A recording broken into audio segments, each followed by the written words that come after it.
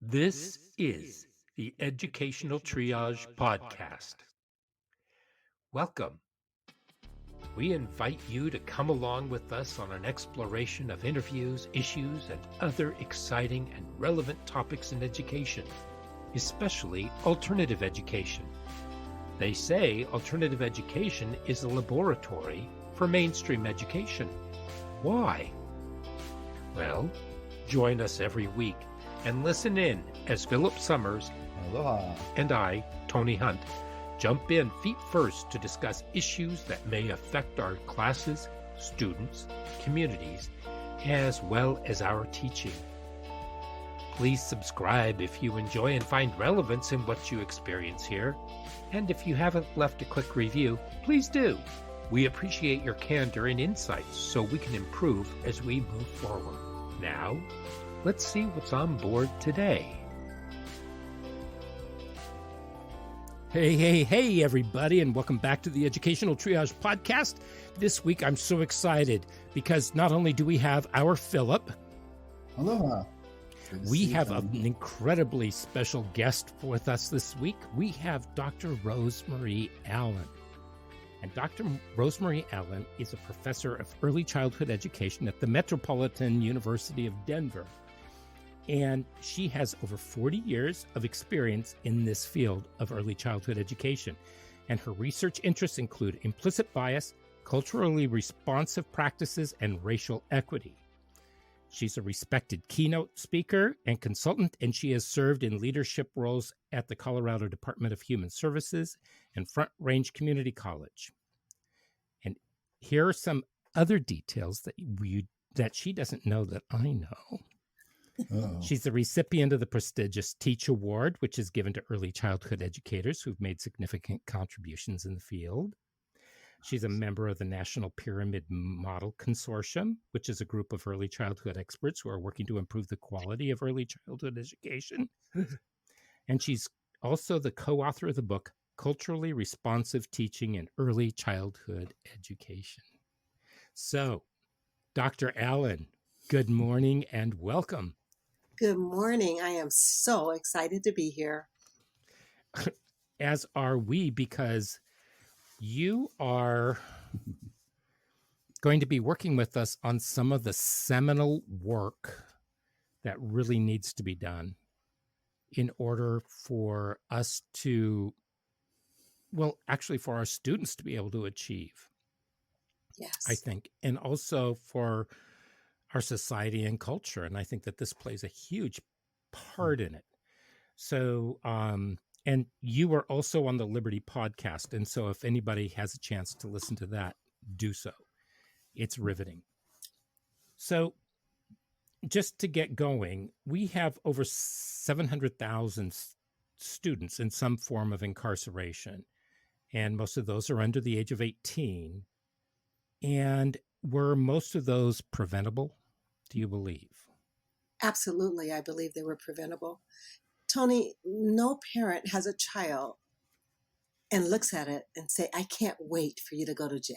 No. That just doesn't happen. Yeah, the benefits aren't that good, are they? Not at all. So I believe most of those who are incarcerated, if not all, did not need to be. And somewhere along this journey of their lives, they fell through the cracks. And if we can identify those cracks, then we can prevent incarceration. When I worked in state government, I was in the Office of Children, Youth, and Families. And in that office was the Division of Child Care, Early Childhood, Division of Youth Corrections, and Division of social work, social services. Okay. And I would tell the other directors that my job was to put them out of business.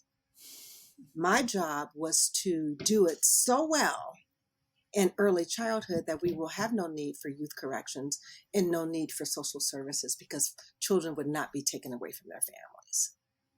That would be wonderful if that could happen.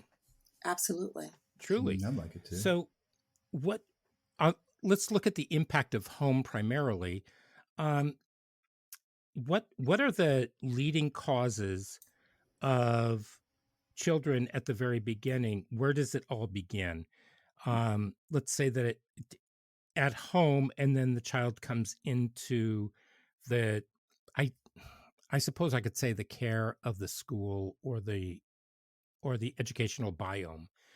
Um, what what are some of the causes that you see that might begin the struggle for a student to be successful and to just stay out of trouble, I suppose?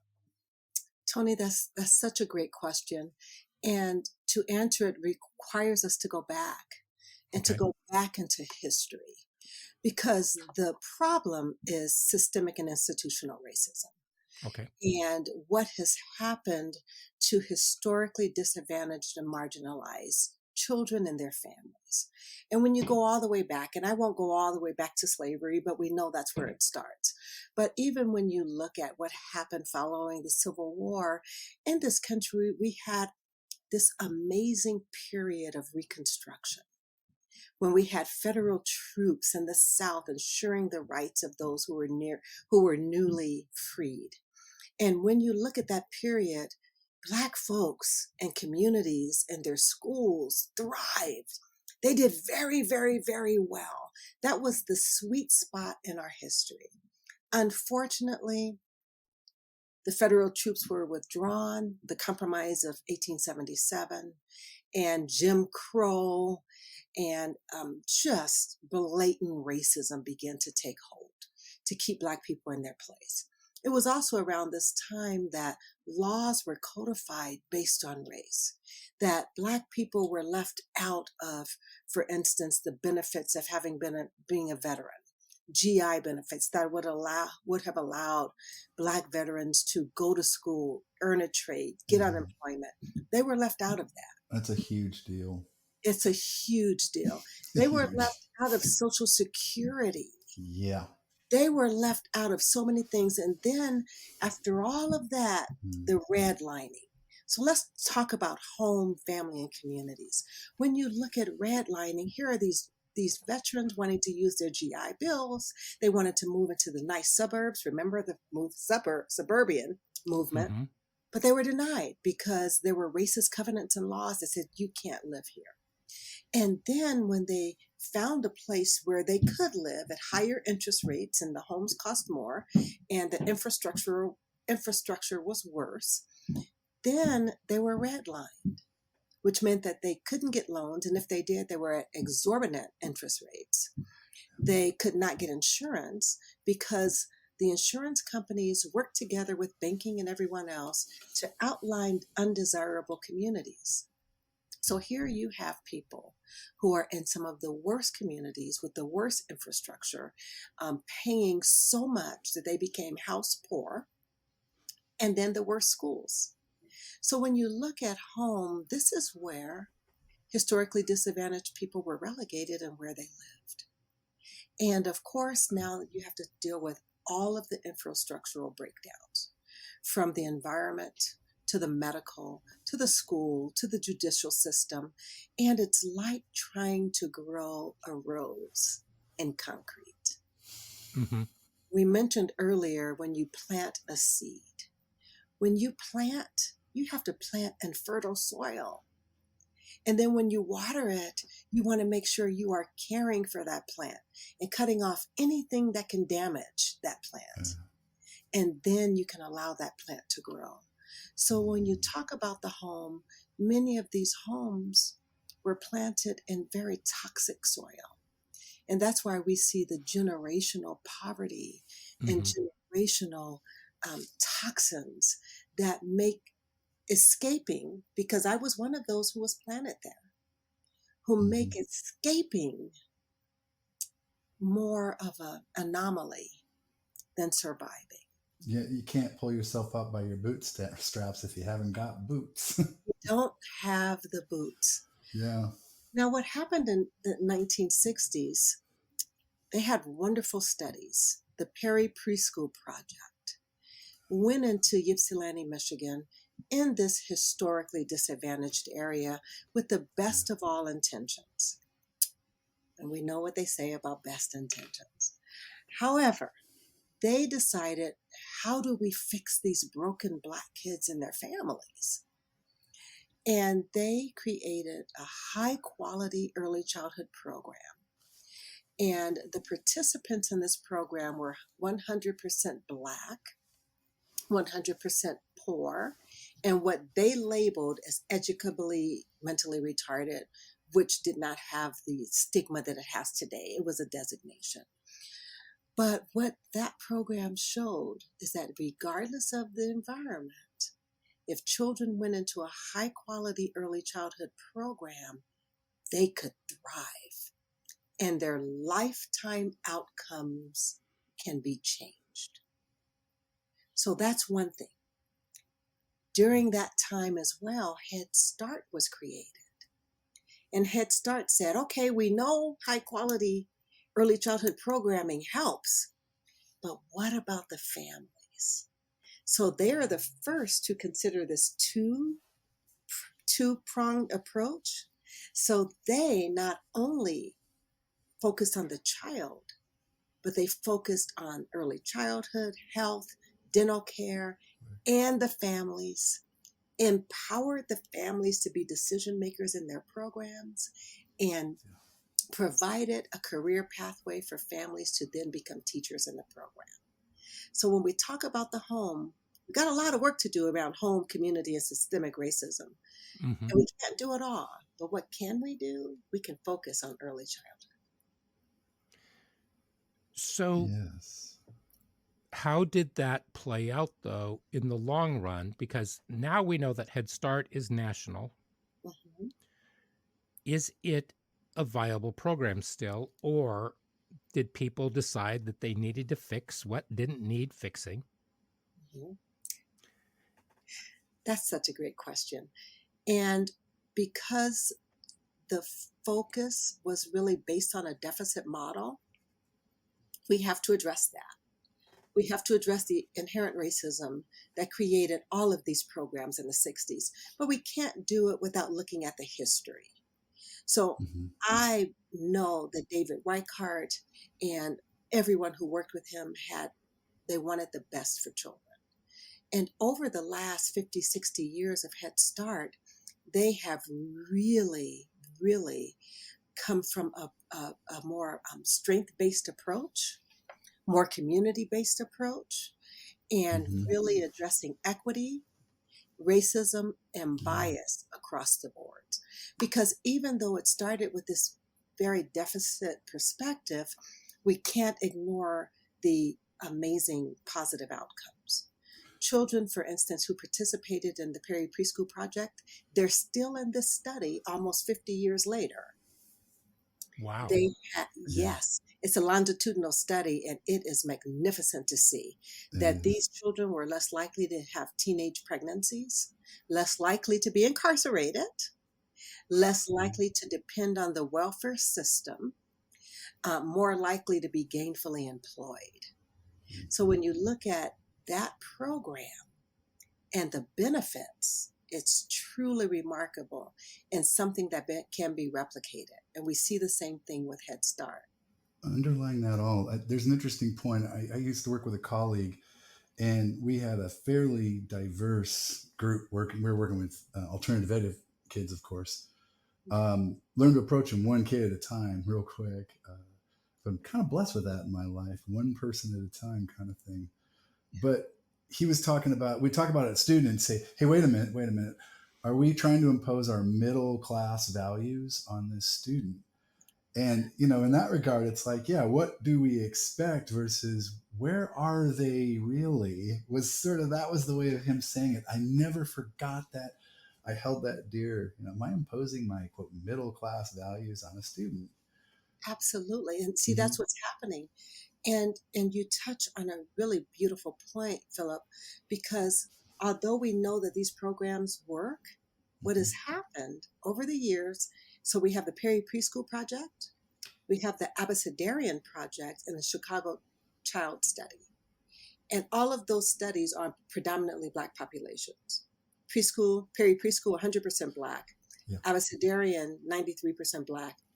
Chicago Child Study, 97% Black. Mhm. However, it's a shame today that those programs, high quality programs, are not accessible to Black children. Because they're not in their environments, they're too costly. Head Start is doing a wonderful job, but they cannot meet the demand.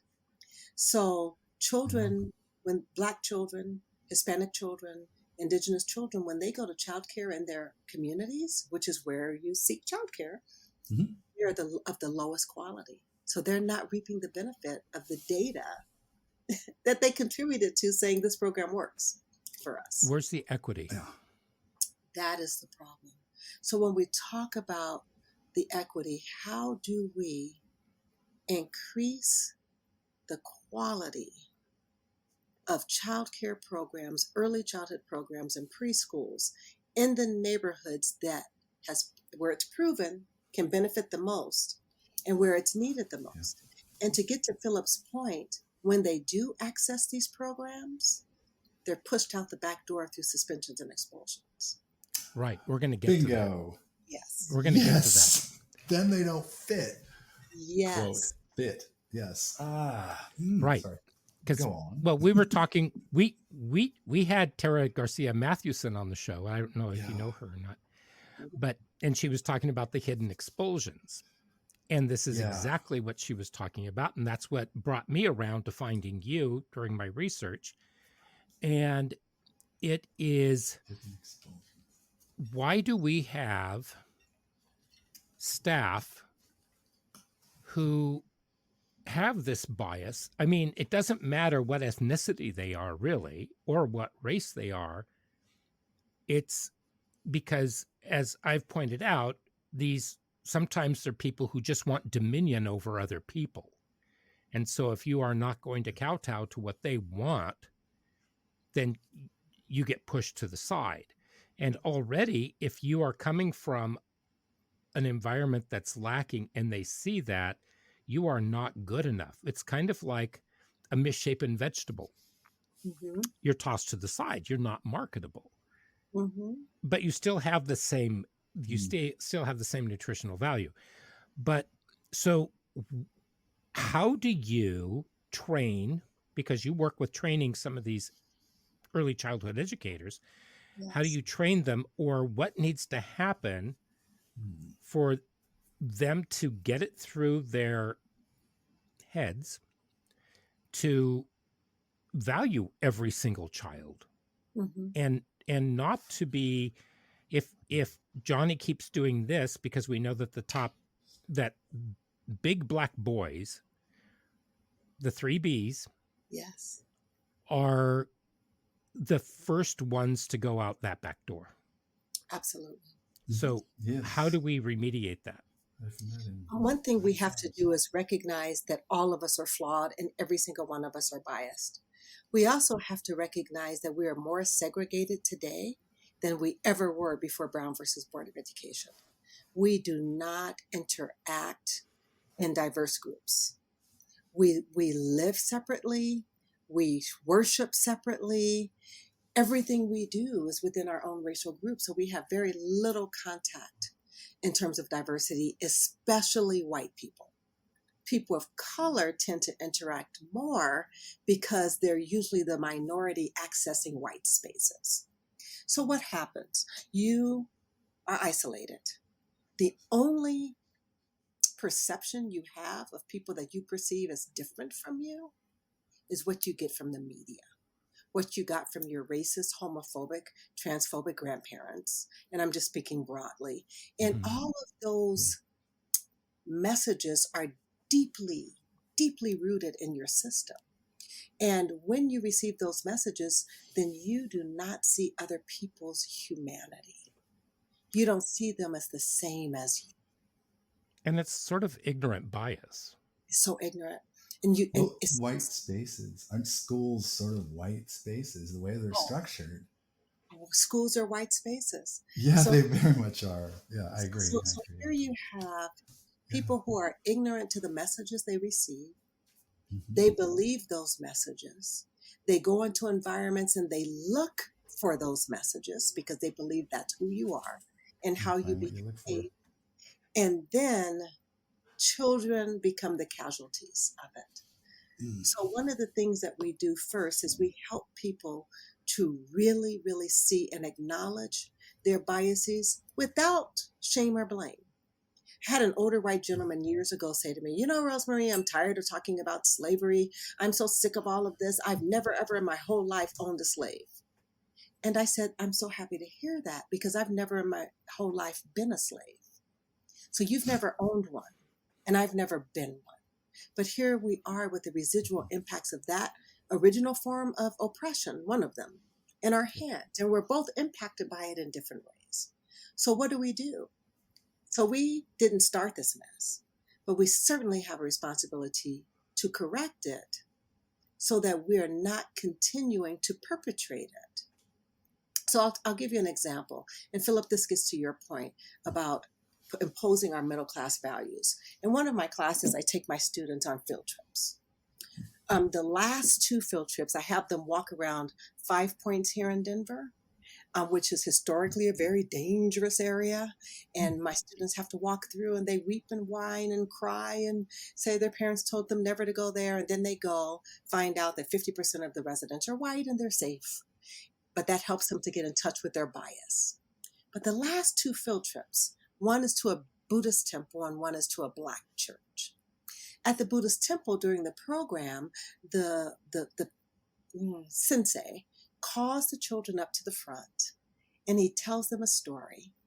And then he asks if there are any questions. And the children who are participating, they raise their hand and he calls on every child whose name is raised, whose hand is raised. And at the end of that, he says, are there any other questions? And he waits. Seeing none, you can go join your parents. The next week, they go to a Black church, a hallelujah, thank you, Jesus, loud church where everybody yells out and talks to the pastor and people say, preach, pastor, hallelujah. They can jump up and clap anytime they want to. Call and response. And then we call and response. Then we go back to the classroom. So fun. And we talk about behavioral expectations based on what we saw. And I help my students realize that if these children grew up in this Buddhist temple, they didn't just go on Sundays. They went on Mondays and Tuesdays. They lived in the community. This is their way of being and their culture. So what happens to these children when the teacher asks a question and they raise their hand? And then the teacher goes, I'm only going to call on one more. That child will be so confused. It's like, but my hand is up.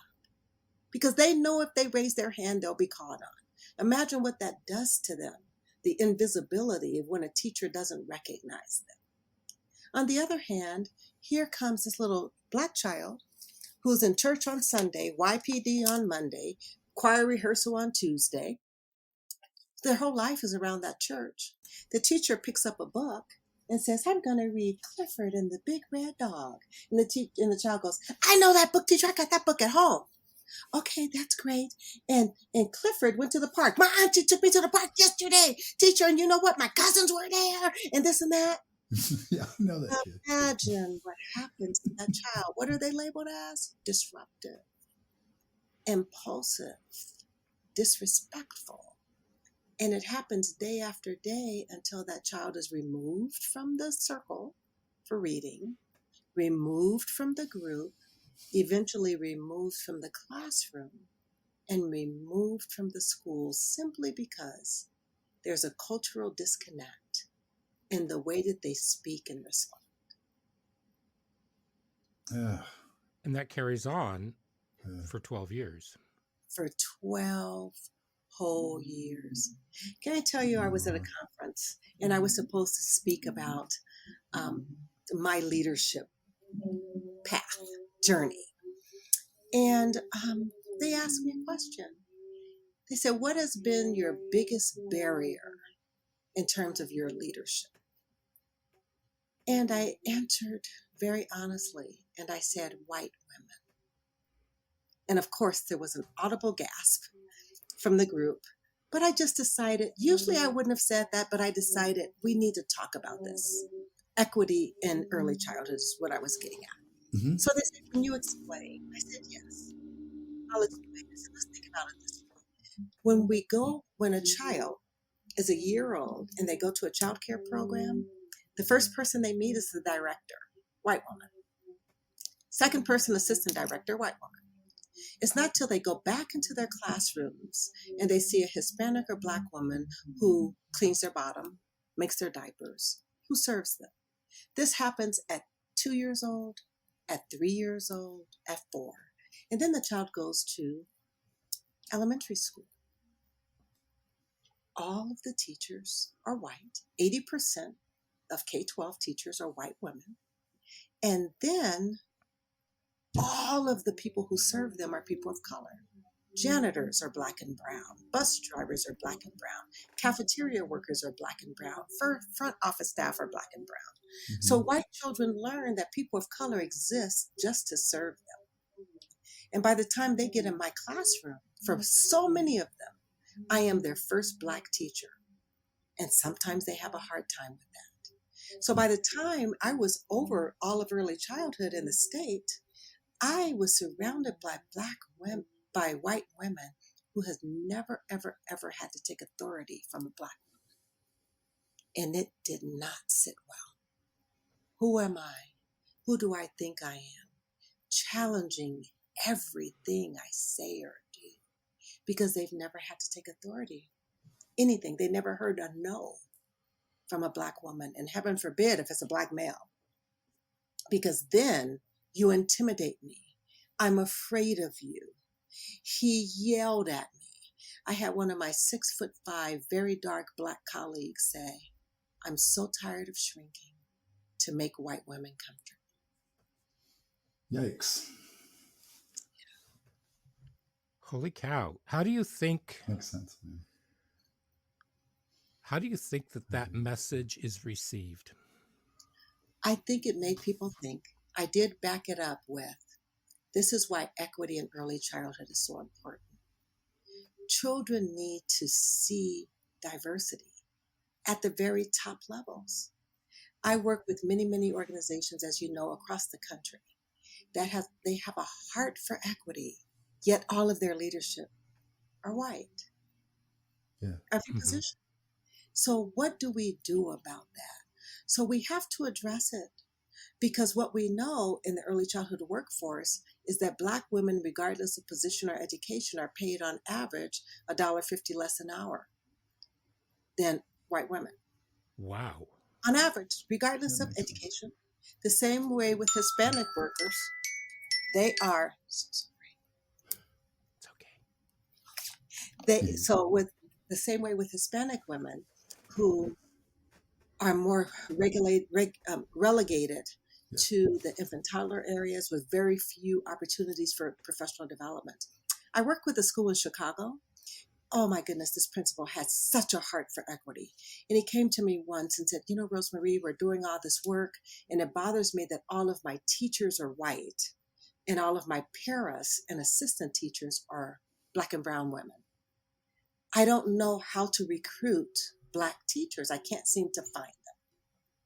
And I said, well, why don't we first start with conducting an audit of your files, of your employees. Let's see what that looks like first. He was shocked to find that about 47% of his paras had master's degrees and qualified as teachers. He was shocked. And what was more shocking to him is that he paid for their education. He said, I know they went to school. What is it that didn't allow me to see them as teachers? Wow. I have a story about that because I'm uniquely disguised as an older white male. I'm always taken as an older white male in some of those negative aspects. And I have a Black Studies degree. And from a very early age, I was like racially aware because I was watching the Selma Edmund Pettus Bridge. And as a very young child going, why is the silliest Black versus white? I just did not jive. I need to know. And so I spent a life looking into that. And so here I am, discovering things that make me quite uncomfortable sometimes, and sometimes feeling really fortunate. And then I'm taken as a older white male, and I'm kind of overlooked in some ways. And the system itself sort of brands people. And I tried to offer I had an African American history unit, and I actually switched with the high school, and someone came over and taught art at the alternatives, and I went to the high school and did an AFRAM class. And then it sort of went out of favor. Like people, like you said, were started in their own groups. And so I noticed that I was part of another group. Like, well, he's older white male. He can't possibly know anything about that. And I'm like screaming, no, but wait, I can help. I got this unique, this disguise, but it's not disguising what I've learned. And so, yeah, how do we address that we're all walking around trying to put each other in boxes? Like, well, oh, I see you, and you're like this. Yes. And Philip, that's the key. How do we eliminate the boxes? Yeah. And see people's humanity? And that's my life's work. Eliminating the biases, helping people recognize that when you see me, you put me in a box. And guess what? We do it all the time. There's a woman I work with the governor's office, worked with her for years, was at a banquet. She came to the table and said, oh, let me introduce you to my partner. And she introduced me, and then she left. And I said to my daughter, who's an adult, I said, I didn't know that she worked in a law firm.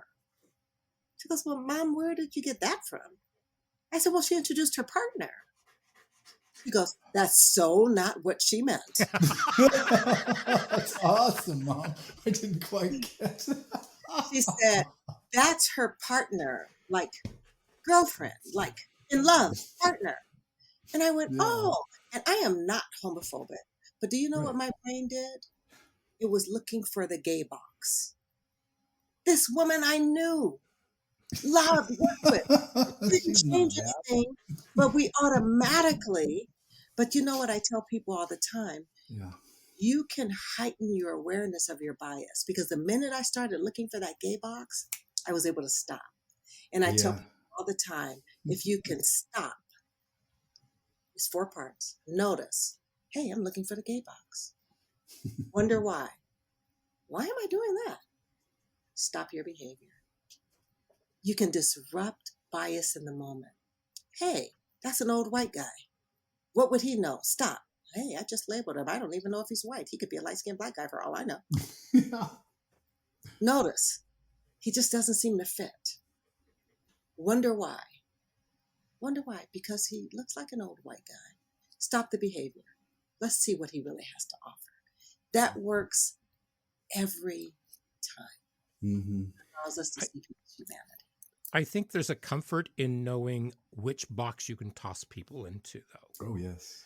Because, and they say, the interesting thing is, I've heard people comment that it shows a lack of neural development if that's all you do. Because I know so many people, as soon as they meet somebody, boom, that person is labeled. Boom, that person is a good person or a bad person. Mm-hmm. Everything is in black and white. And it shows that you are incapable of critical thinking. Okay. But if we just take people as who they are and we work with them, that's too much work. We can't do that. Mm-hmm. If you are black, you act like this and you will behave like this. And this is how I would like you to be. If you are gay, these are the parameters I will allow you to operate in. That's it. And they're this narrow. And it's extremely. That they have to be. People don't even see the intersectionalities. Look how fast I look for that gay box when I have sisters and cousins who are gay. You know what I mean? But still, it's like that box. But what you talked about, Tony, is we have to look at the complexities of people. And that does require a lot of work, because I'm so much more than a black woman. You know, I am black and I'm a woman and I'm a Christian and I am a warrior. And, you know, when you can allow yourself to get out of that narrow way of thinking, because it's so easy. It's so lazy. Yeah. One of the ways I found I did it subconsciously, or people do it too, is, hi, I'm so-and-so. And they say, hi, what do you do, so-and-so? we classify each other by what we do for a living. What we do, what we What wear, do you how we do? Yeah. speak. Oh my goodness. If one more person tells me I'm articulate, I think I'll just scream in their ear. It's like, Yeah, what I did do. you expect? Because that will get you in touch with your bias, Well, right? how come you don't do this? Why aren't you? Do you do these things? Yeah. Yeah. Don't all people that do this profession do this, for example? Or aren't all professionals better than working class people? Which is a little bit obvious to me. It's like, well, you're a doctor, lawyer, an accountant, or are you the manager of a restaurant chain? It's like, oh. It's so amazing. I have a niece who was born premature, had a trach, had some developmental delays. Wonderful, wonderful spirit, hard worker. In Alabama, you cannot get a high school diploma unless you pass their exit exam. Took it 3 times. She didn't pass. Her hopes of going to college were just killed. She was not able to go, and it really, really impacted her self-esteem. She started working as a manager at a shoe store. Long story short, this little girl has a janitorial business with 25 employees. She cleans Airbnbs, dorm rooms, hotels. She has a rental car service with a fleet of 10 cars. She just bought a magnificent almost mansion in Alabama, and she's doing so well. We cannot throw people away because they don't know. Yes. We just don't know. But you and I were talking about this not long ago, Philip. I mean, I said one of the poorest kids in my class is now the wealthiest kid in the class. In fact, he's one of the wealthiest people in this state. One of the wealthiest people in the state. And more importantly, is they found a purpose. That's what everyone's like, go to high school, study this so you can go to college and find your purpose. Well, people going to business, I have a ton of admiration for them because that takes tons of work and tons of purpose. I don't know that you find your purpose, but you should find your passion. And what you want to do. And as I said, if you can get paid for what you like to do, it's not work. I mean, people might say that, having babies is a purpose, but that may not be your passion, right? Right. Because having babies is not a goal in life, really. I mean, purpose is an integral part of being a human. If you have purpose, then you have a childbirth, but it brings it down to its base nature. It's almost a form of you can do these things, and that's your purpose in life. No, that's not your purpose. When you think about purpose and passion, I love that, and getting back to early childhood, because when you ask the question initially, could these incarcerations have been prevented? Let's look at this. What we know is that children start being kicked out of their child care programs at about 8 months of age. Mm-hmm. Mainly because they don't know how to regulate. Yes, for crying and biting. Mm-hmm. And then that lack of regulation. So let's just say child is kicked out, black boy at 8 months. And then at about 2, well, you know what 2-year-olds do? No, stop, don't. They're going to exercise their own agency. And they're kicked out for hitting. 3s are 2s on steroids. People prepare you for 2s, but nobody warns you about 3s. 3s, oh my goodness. So 3s are not, they're just going to try you. They collude. They're wonderful when they're wonderful, but lots of people don't have the patience. So this child now is kicked out for throwing a chair. Yep. At 4, the same little boy is kicked out for kicking the teacher. So now this child is entering kindergarten. They have already lost faith in the school system. They have already decided school is not a safe place or space for me. And like Philip said, schools are white spaces. So now they're labeled. They behave towards that label. And then by 2nd grade, they are acting out. And studies show little girls, by the time they're in middle school, if they've been kicked out a lot, they're really fighting back because they've decided no one's going to treat me like this again. Mm-hmm. So here we are, by the time the child is, if you just Google 5-year-olds handcuffed at school, They're calling the police on these children already. By the time they're in middle school, they're totally disengaged from the learning process, do not trust their teachers, and now that the preschool to prison pipeline is well established. I don't know if you know, I also worked in youth corrections for 2 years. And I would look at these babies, because in Colorado you can be detained at 10, and wondered, what crack did they fall through? Were these the suspended children that we could have saved? So let's go back to the 8-month-old and work our way up. What is it that the adults in the room need to be doing in order to make whatever that these kids, these toddlers, these little tots are doing into a teachable moment for them? The first thing they have to do is understand themselves. In order to help a child regulate, you have to be regulated. The key to addressing the difficult and challenging behaviors of children is to address your own behavior.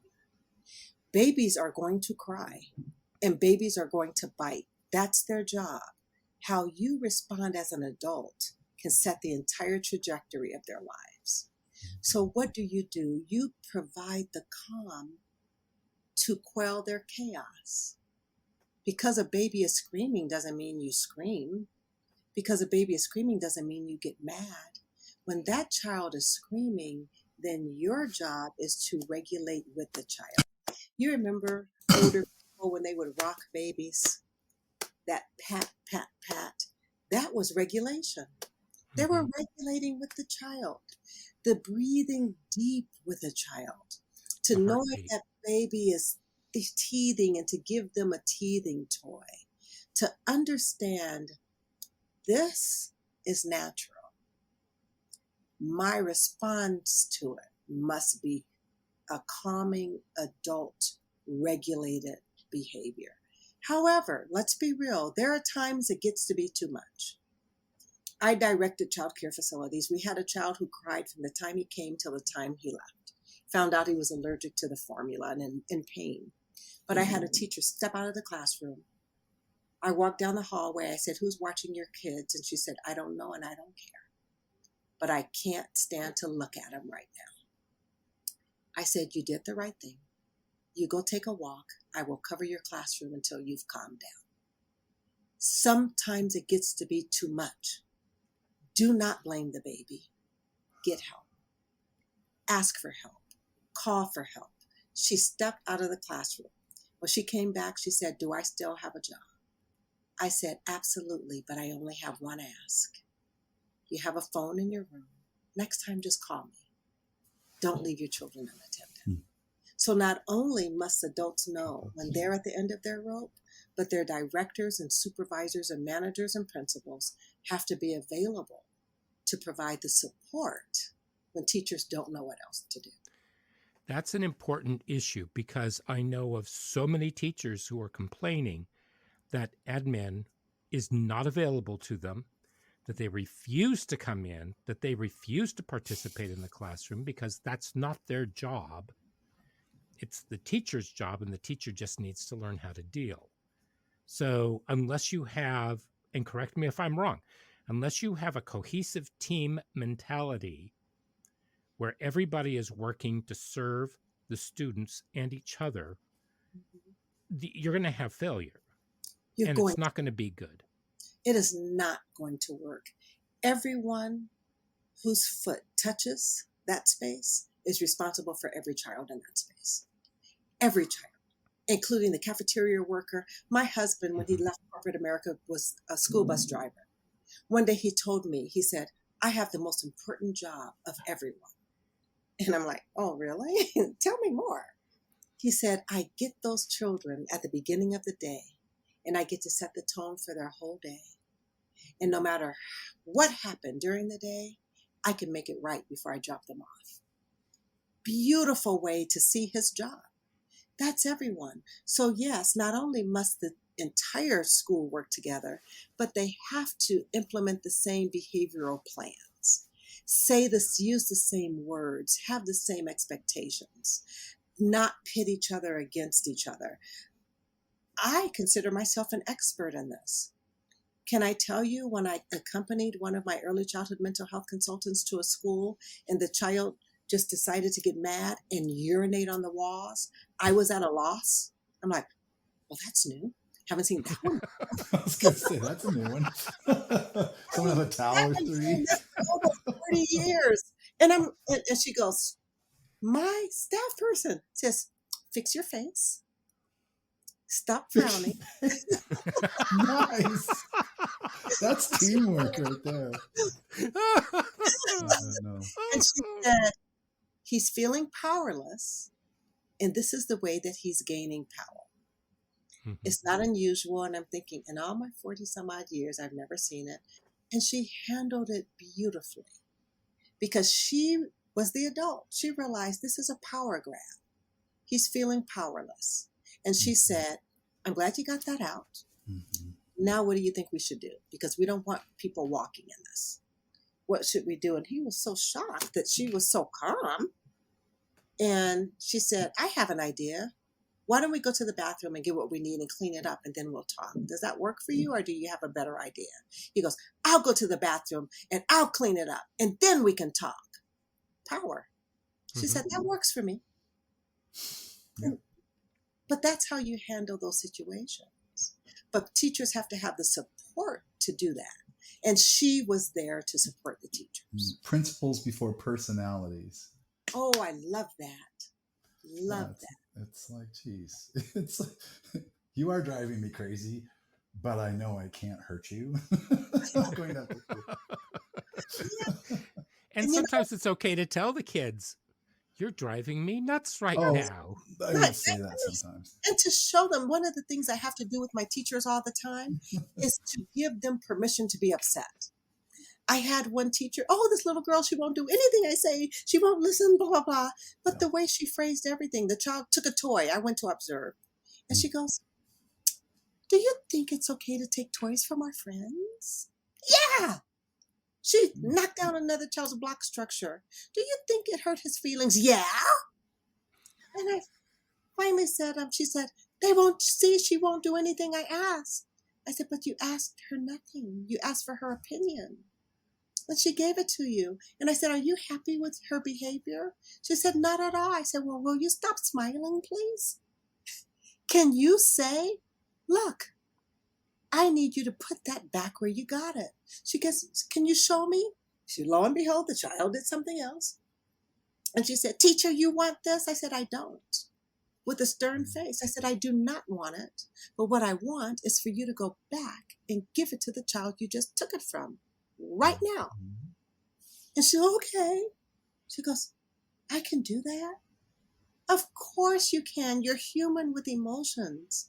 Right. And you can go to your director and say, sometimes I can't stand that kid. Because when you can say that, then you take ownership for your behavior and you're less apt to target the child. You see, sometimes I can't stand that kid makes it your problem, not the child's. You make me feel a lot better about how I was dealing with elementary school kids. It was like, am I unique, or why do I just want to scream and run right now? It's like, what the heck? But yeah, if you develop the relationships and you're authentic with them, we always talk about that. Gosh, kid, well, we can't have that. That's like a mess in the hallway, and class is over in 10 minutes. So, but I think it brings up the point that every classroom, every school, every environment needs to be safe. And by safe, it's not that we don't say these things. It is a child is allowed to be themselves, to speak their mind, and maybe it's a teachable moment. That's not how we phrase. If here's what I'm hearing you say, because we take them away, we don't clown them in front of other people, we don't discipline them in front of other people, because we already know what that reaction is going to be. And the older they get, the better they are at smacking back. We saw that teacher that grabbed the cell phone from that one student, and that was not. So we need to make sure that a student feels welcome, wanted, heard, and needed, Absolutely. as well as valued. Yeah. And Absolutely. that can only happen if we allow them to learn and we teach them. If we allow them to get away with behaviors, we're telling them that that's an okay thing to do, and it makes it unsafe for other students. Wow. Yes. And so we've already eliminated the term of respect in the classroom. You know, Because Yeah. Go ahead. That's a good point. Tony, you're so right. And creating that safe space where everyone is valued, that's what it takes. And when you have these 3 basic rules that we usually have in early childhood, I keep myself safe, I keep my things safe, I keep my friends safe. We talk about how we keep each other safe. I saw a sign in a 2nd grade classroom that I loved. It said, "It's okay to be mad, but it's not okay to be mean." So if a child is mad, "I'm so mad." I see you're upset. I can tell you're really, really angry.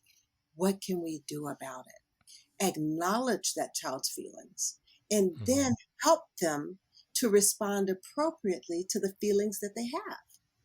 Yes, you're angry. They took that toy and you are really mad about it. What are some of the things that we can do? And that's how we keep our friends safe. We keep ourselves safe when we tell people how we feel. Mm-hmm. When I can say, "John, when you knocked over my blocks, that really hurt my feelings." And when John says, "I don't care," like 4-year-olds will, the teacher can come and say, "But we keep our friends safe." And when you hurt someone's feelings and you don't care, that's not safe. So what can we do now to make sure we're keeping our friends safe? And then come up with some ideas. But you're right, we have to model that behavior. And we can do that when we don't join in the behavior. Because sometimes we join in and we get mad. And then we're mad at you. And then we are horrible role models on how to behave. Yeah. There are times, but then we have to It can happen. do an about face, and we have to say, okay, what just happened shouldn't have happened. Yes, we had a good time, but we can journal on that. Let's all write down how we felt about it. But just remember this, we can't do it again.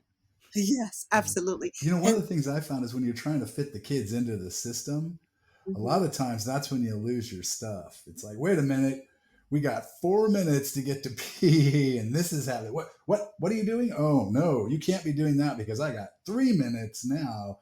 And then you have to back the train up and go, and today I might be a minute late. And that's okay. I think we need to teach regulation. I think we need to model regulation. And that's one way of doing it. If we get caught up in the moment and we're in a mad dash to get someplace, You miss the kid, huh? what does it take to notify the other person, running behind a little bit, just to let you know? 1, it's respectful. 2, it allows you to take a deep breath and then go ahead and do what you're going to do and being more effective in feeling better about it. Tony, doesn't that work for everything? I have been in meetings like this that are going over. It's like 2 minutes before 11 and my meeting starts at 11. And I get in that panic until I say, "Excuse me, it looks like we're going over. Let me text the people at my next meeting to let them know I'll be late." And once I do that, I can calm down and be present. And I think because of the way schools are structured and schedules and timing and all of that, that teachers are under so much stress. But when we can do exactly what you said and let go and say, "This is what's happening," then our stress is not taken up or translated to children. And every child is a child until they're 18, so even high schoolers. And then we can be more calm and we can regulate ourselves while also regulating them. Yeah, it's kind of funny when you're looking at the clock, you start to lose track of the people. Yes. So I got to back it up. And it happens in the hallways too, which is always fun. Absolutely. So going back just a little bit to something I wanted to hear from you, because we're starting to get close on time, unfortunately, because I would love to do this again. I think we could have a bigger conversation later too. Is, let's say that I'm standing in my classroom and I get all these new students. I'm in an alternative program. Philip, let's say that you're in a mainstream classroom, just because I want to mess with your mind. And we have all these students. I have, let's say, 20 students. He has 40. And we have students who have been through the system. They've been bandied about, and they are not well regulated. They've learned that they have no value all the way through school. Let's take Philip first in the mainstream classroom. What are the steps he does in order to create that safe environment so that those students are able to come in and they're able to start learning and succeeding? And I know it's not always going to be successful, but what are some of the steps he can take? First is to see every child's humanity and to make sure we're not judging them by the lowest moment and point in their lives. Absolutely. And to find out who they are. So what I would do, so many times teachers make the mistake of going into schools and it's my classroom, my rules, my way of doing things. No, you're the visitor. You're the visitor. That school was there before you came. It'll be there after you leave. But the children in that neighborhood are the constant. So when you get into that space, say, you know what? This is an honor and a privilege just for me to be here with you. And I don't have an agenda today other than getting to know who you are. So if you were to meet me on the street or somebody you like, how would you tell me who you are? Some of you may rap. Some of you may do poetry. Some of you may sing. Some of you may be writers. So I'm wondering what kind of activities we can have to tell me who you are and what you need from me, because I'm here to serve you.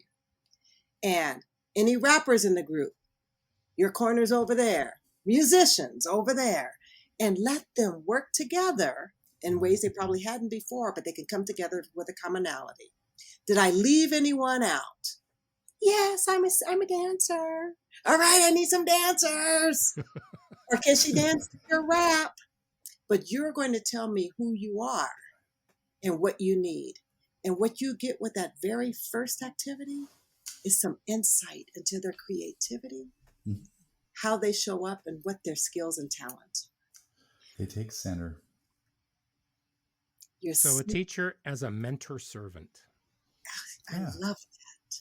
I love that. Facilitator, friend. Absolutely.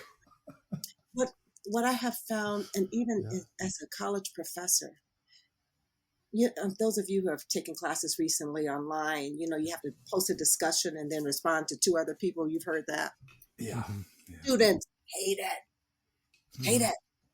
Universities love it. So what I do is I say, you have to make one discussion post. I don't care how you do it. You can make it a video. You can make it a poem. You can sing it. You can record yourself dancing to it. Doesn't matter. Oh my goodness, the creativity. And because they can do it their way, they love it. So I've had rap battles in discussion forums. I want that. Yes. I would sit back and go, I'm watching. That's amazing. I love that. We have to get rid of this. All children need the same thing. Yeah. They're coming to you uniquely who they are. When we talked earlier, from their own environments, their own social location, their own cultural lens, you're coming with yours. Practice cultural humility and get rid of it. These are not your children. They were not raised in your environment. They don't have the same cultural values that you have. Be humble and learn who they are, and then and only then can you really teach them. Amen. Exactly. Yeah. I think on that note, we're going to wrap up because I can't think of a more beautiful way of finishing. This has been so much fun. Isn't it? We have a lot of fun. I loved it. I learned so much from you. Thank you. Thank you so much. I don't want to gush, but wherever it is that that this environment exists in a school area, can I go there and work? Because I would love it. I would just love it to bounce. I learned so much just listening to you. I thought, geez, definitely. And from you too as well. You know what I appreciate from both of you is your authenticity. You make it very, very comfortable and easy to be authentic in this space. So thank you for that. Thank you, because you're authentically wonderful. Thank you. You are. Sorry, gush.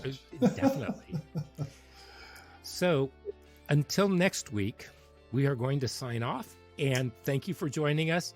And we're going to have a dilly-dally of a show then. So be sure to stay tuned. Make sure that you subscribe and hit that like button. Bye-bye. Aloha.